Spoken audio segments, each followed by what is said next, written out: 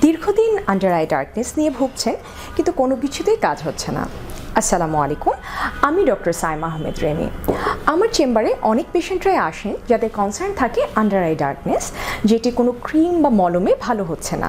সেক্ষেত্রে কী করণীয়? প্রথমেই আমরা আন্ডার আই ডার্কনেসের সমস্যা নিয়ে যারা আসেন তাদের চোখের চারপাশের গঠনটা একটু দেখে নিই, যে এই ডার্কনেস কি ত্বকের কালচে ভাবের কারণে হচ্ছে নাকি অনেকের চোখ কোটরাগত থাকে সেই কারণে শ্যাডো ইফেক্টের কারণে হচ্ছে। অনেকের ক্ষেত্রে ডিহাইড্রেশন থাকে বা ঘুমের অনেক ঘাটতি থাকে, সেক্ষেত্রে সেই প্রবলেমগুলো কারেকশন করা প্রয়োজন।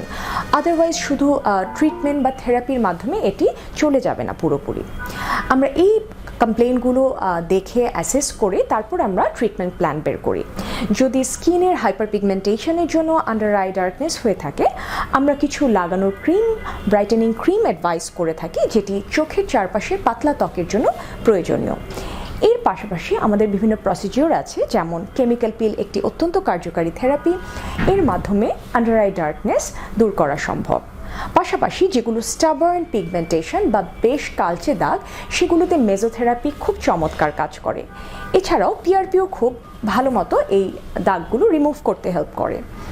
পাশাপাশি যদি সানকেন আইস বা কোটরাগত চোখ থাকে, সেক্ষেত্রে ফিলারও কার্যকরী একটি সমাধান।